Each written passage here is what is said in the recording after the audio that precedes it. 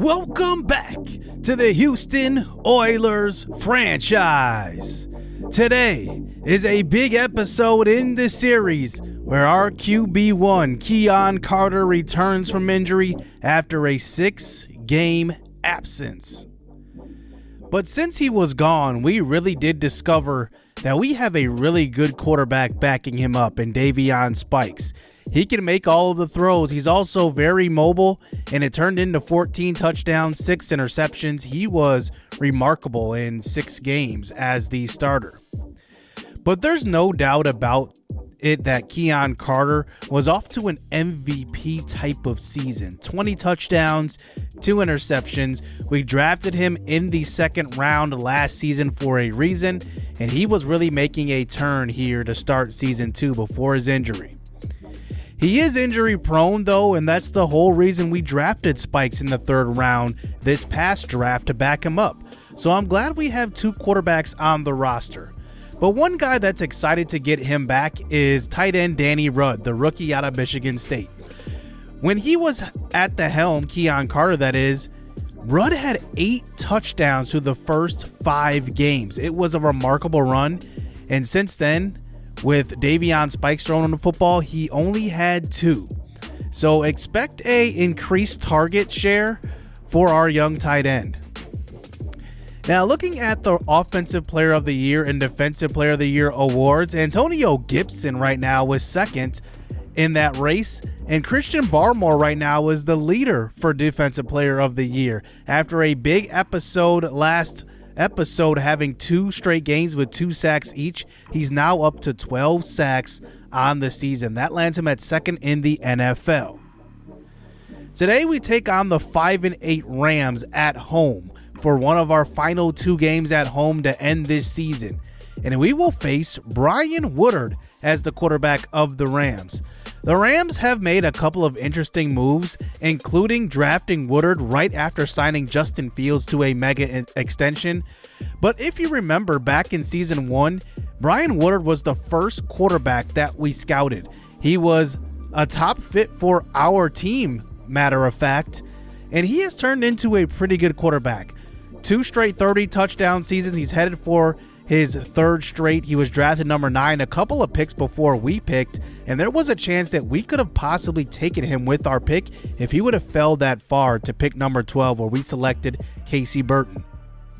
They've also drafted pretty well offensively. They drafted a really good running back in Walters. They still have Cooper Kupp as their lead receiver, and he has turned into kind of a Hall of Fame type of career. They signed Jacoby Myers, who has turned out to be a really good receiver in real life now that he's away from the Patriots. And now they drafted Chad Harrell, who was that 3rd tight end that was scouted in that trio of tight ends this draft class. And those 3 rookies, along with Trevor Rivers, along with him and also Danny Rudd, they've turned into 3 really good tight ends. Defensively, they still have Aaron Donald, but Aaron Donald is going to hit free agency. And look at his overall interest. He's not interested in chasing a Super Bowl or having a franchise quarterback. So it's going to be interesting to see where he signs in the offseason. A couple of upgrades coming into this game. Alani Rutherford turning into one of the best young cornerbacks in the game. We have 2 of them, and that is Alani Rutherford and obviously our first pick in this entire series in Casey Burton. And we also have the veteran Bryce Hall, who is going to be hitting free agency this year, but there is a good chance I will be trying to re-sign him. And then Sidney Brown, we offered him a contract extension a couple of episodes ago, and he has accepted, so he is our strong safety of the future. And he can even play a little nickel corner if we ask him to. So here we go.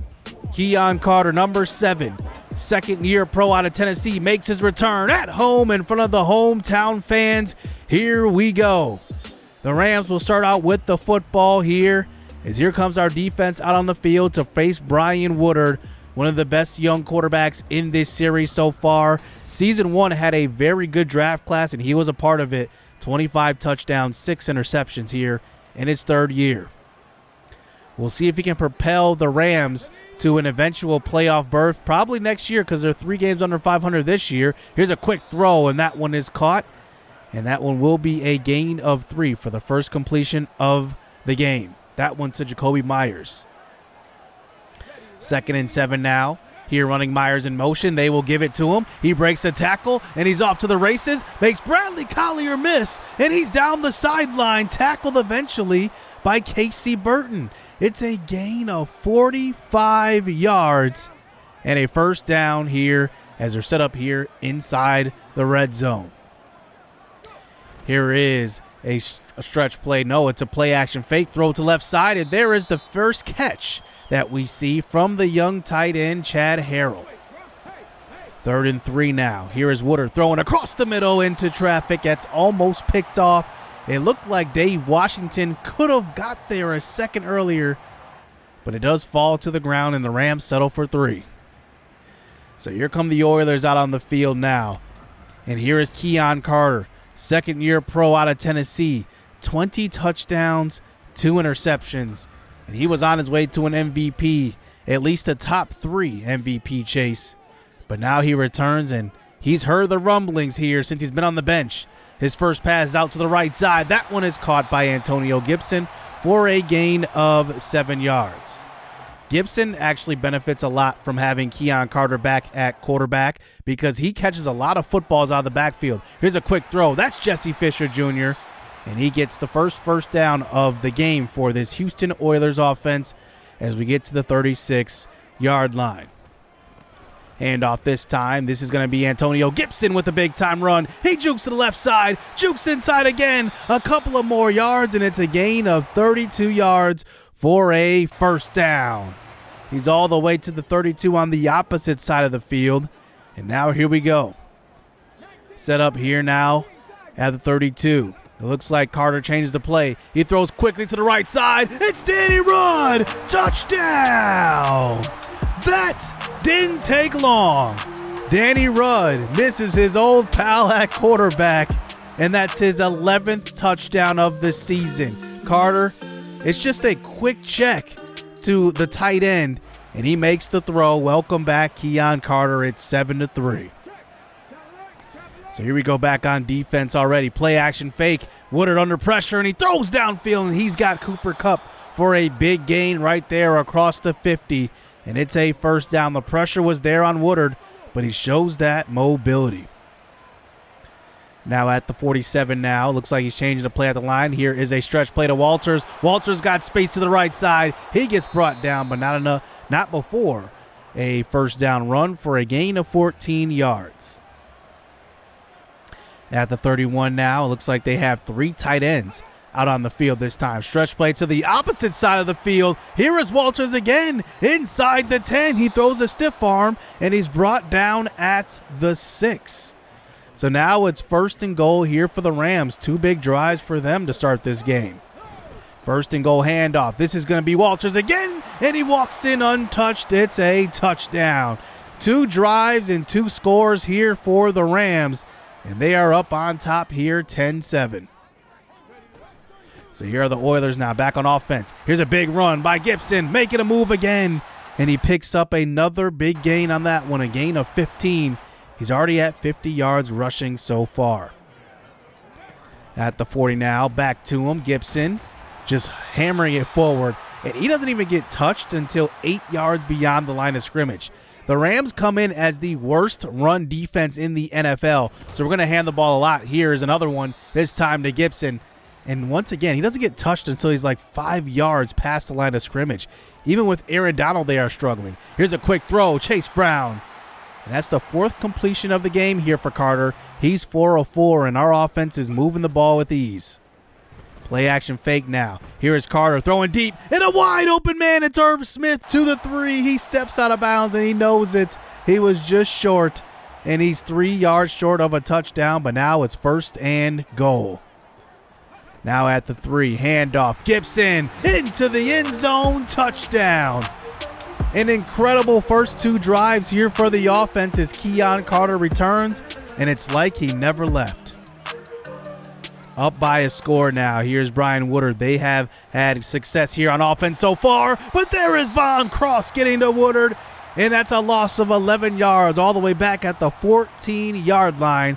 Von Cross is 2nd on the team in sacks. And now that brings him back to a 2nd and 21. Here's a quick throw, and that time caught by Chad Harrell. The rookie out of Alabama picks up about 9. 3rd and 12. Here is Woodard again under pressure, throwing on the run. And this one knocked away at the last second. Good technique right there by Burton. He was beat off of the line, but then knocked the ball away. So we force the punt now as we enter the second quarter. Here is Keon Carter now. Play action fake. Throw into the right side. There is Jesse Fisher Jr. His second catch of the game goes for a first down. Carter now close to the 50. Another play action fake. He buys some time, throws to left side, and that's going to be Gibson out of the backfield. Breaking one tackle, breaking another, and steps out of bounds at the 42. And it's a first down again. Carter now in the pocket, stepping up. He's going to take off. He's not very mobile when he gets tackled from behind. A weird animation right there, but Aaron Donald catches him for a gain of 6. 2nd and 4, another stretch play. It's Gibson again. Another positive run. And every time he gets the ball, he never gets stopped behind the line. He's been at least 4 or 5 yards past the line of scrimmage before he gets touched. Here's a throw deep. It's Danny Rudd who goes up and tries to get that one. That one will fall to the ground for the first incompletion of the game. 3rd and 10. He tries to step up in the pocket, and this one is knocked out of his hands, and it's back at the 37. We will have to settle for a 50-yarder here as Jack Pudlesny comes into the game and knocks it through. Pudlesny has secretly won the last 2 best kickers in the NFL, by the way, as now we're up by 7 after the field goal.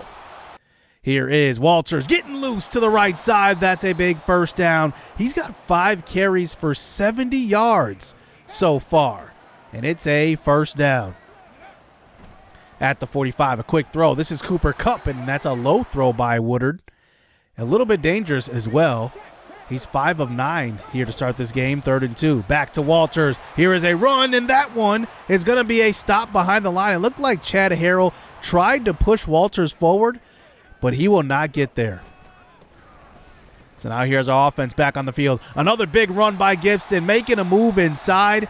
9 carries for 98 yards for the veteran running back. It's a first down.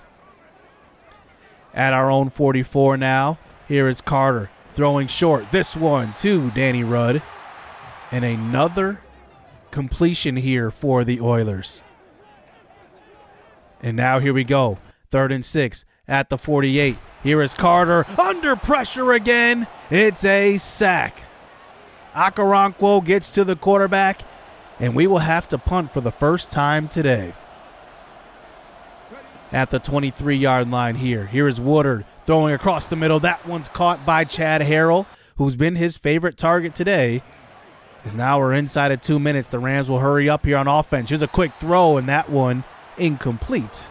Sidney Brown there on the coverage, but Woodard just missed the throw. It's a 3rd and 10 now. At the 41, Woodard under pressure. He gets rid of it to the left side, and that one's caught on the sideline, and that's Cooper Kupp, and that will be a 2nd straight punt here for the Rams. So here is Carter now at our own 29. 1:22 to go here before halftime. Here's a throw deep on the left side. That's caught. It's Gibson, and he had a linebacker on him, and you're going to bet on Gibson every single time in that matchup. It's a first down. 3 catches for 61 yards, and he's almost at 100 yards rushing as well. Here at the 32 now. Here's Carter using his legs a little bit, getting out of the pocket, and falls forward, and he will pick up a gain of 5.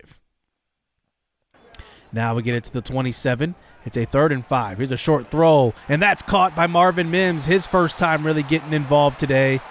And it's been a topic of discussion. Marvin Mims has yet to score a touchdown this year, with 3 games remaining after this one. Here's a throw to the end zone. It's Jake Hawkins, and he can't hold on in the end zone. It's knocked away. Hawkins has got to hold on to it. 2nd and 10 now at the 17. Here's a throw to the right side. It's a catch and a touchdown. Jesse Fisher Jr., his 8th touchdown of the season. And we just got done talking about how Marvin Mims hasn't scored, and Jesse Fisher has 8 of his own, and he extends this lead to 2 scores. 24-10. Under pressure right away. It's Von Cross for his 2nd sack of the half. And Brian Woodard goes down, and the Rams will elect to walk into halftime here. They will not try anything else to risk turnover, and it's 24-10. What a half for the Oilers. So here we go. Keon Carter was really hot in that first half. We'll see if he can continue it. Here, the first play, he's throwing deep, one-on-one for Danny Rudd, and his tight end comes down with it, and the rookie has a first down. Maybe a little luck involved in that throw, but you got to count on your best targets. Here's a quick throw to the right side. That's Jake Hawkins with a quick screen pass, and that one goes for a gain of 3. 2nd and 7 now at the 35. Play action fake. Here's a throw to left side. It's Jake Hawkins inside the 5. He's tackled at the 4, still fighting, and he goes down. 14 of 19 in his return here for Keon Carter, and it's goal to go. What a game here for Carter so far. Under pressure, it's Aaron Donald who finally gets to him. It's a sack, and he's back at the 11. And that time, our offensive line got abused by the veteran defensive tackle. 3rd and goal. Here is a throw, and Irv Smith has it. He gets to the 2. And now we have a situation here, 4th and goal at the 2. Coach Eddie George wants to go for it. Here's a handoff back to Antonio Gibson, and he falls in. Touchdown. He's been so successful running the football today. That puts him over 100 yards and another touchdown added to his total this year. 31-10 at the 25. Screen pass call. This time to Chad Harrell. They are getting him the ball quite a bit today, finding ways to scheme to get him the ball. We knew he was special coming out of Alabama. It was between him, Trevor Rivers, and Danny Rudd at tight end. Those were the top 3. And Chad Harrell came off the board 3rd as far as those tight end goes, but he's been really solid today. Screen pass call on the 2nd and 9, and Woodard can't get it to his target. And now that brings up a 3rd and 9 at the 38-yard line. We send 6, and nobody's going to block. Devin Bush, who gets to the quarterback. It's a loss of 8 yards on that play. And we do get them to punt the ball away again. The defense has been balling out since those first 2 drives. Here's a quick throw to Danny Rudd, who gets a first down. And Keon Carter, he just looks great in his comeback here to the lineup. As here we go once again. Play action fake throw across the middle, and it's Danny Rudd again. And a great throw by Carter. It's another first down, 5 for 105 for the rookie out of Michigan State. Play action fake again to Gibson. Loading up to throw this one to the sideline. This one for Jake Hawkins. And he had it in his hands and cannot hold on. And that was an excellent throw by Carter. Had to be in that spot, by the way. Quick throw on a 3rd and 10. That one is broken up at the 42. And what will Coach Eddie George do? He will punt the ball away.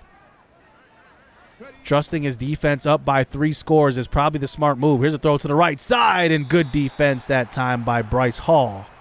And that one is broken up, bringing it to a 2nd and 10. Here's a handoff, this time to Walters, and they've run the football well with Walters, but down by 21, they have to throw the ball. Woodard now with a 3rd and 6.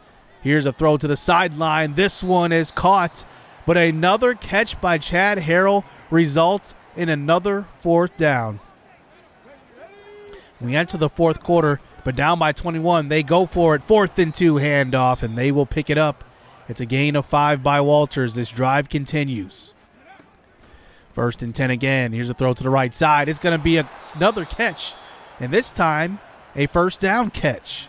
16 of 25 doesn't look too bad on paper, but all of their completions have come pretty much within 10 yards. Besides a couple of throws downfield to Cooper Kupp, these have been the throws. Here's another dump-off pass, and that's Walters, who loses a few. So now they're back at the 49. It's a 3rd and 13. Throw to the right side, knocked away. It's Donovan Peoples-Jones, and he cannot create any separation. It's 4th and 13 now. This could be the game for the Rams. Here is a throw to left side, and this one's just off of the back of the tackle. The pressure got to Woodard, and it's a turnover on downs. Here comes our offense back onto the field. 31-10. Here's a handoff. Gibson breaks a tackle in the backfield, makes a couple of man miss, and he's off to the races. Gibson to the 10. He's out of gas. It's a touchdown. Antonio Gibson with the 3-touchdown day. They couldn't bring him down in the backfield, so he makes one man miss, makes two more men miss, and it's a touchdown run, and he was gassed at the end of that play. 38-10, and we are rolling. Here is Woodard throwing to the right side now, and that one is completed to Walters. But look at the stats. We are 32nd in passing defense. I don't know how, though, because it seems like our secondary and our defense has been really good this year.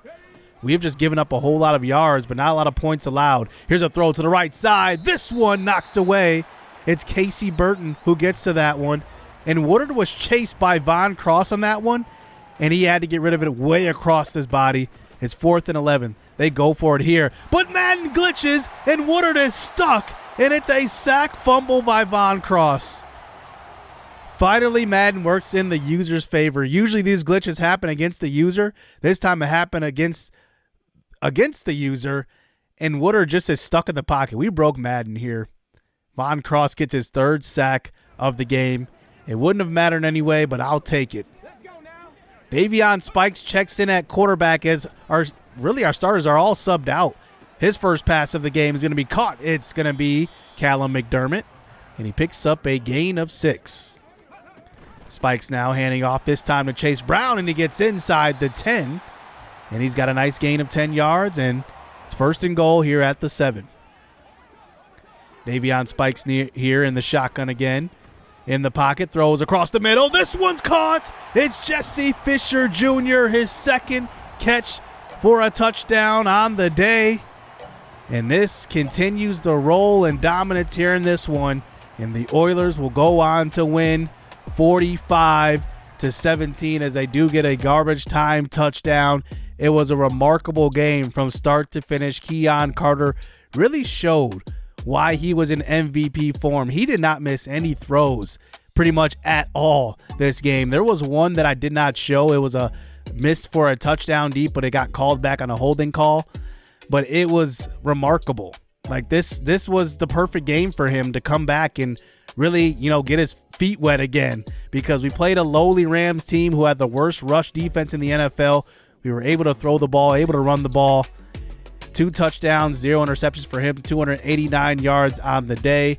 Gibson, 3 touchdowns, only 14 attempts for 154. That's all we needed today, and we get the win. Danny Rudd definitely welcomes back Carter because he was unstoppable today, and we didn't even have to give him a ton of targets. He was just killing whenever he got the football, and everybody else contributed, including Jesse Fisher Jr. 2 touchdowns today.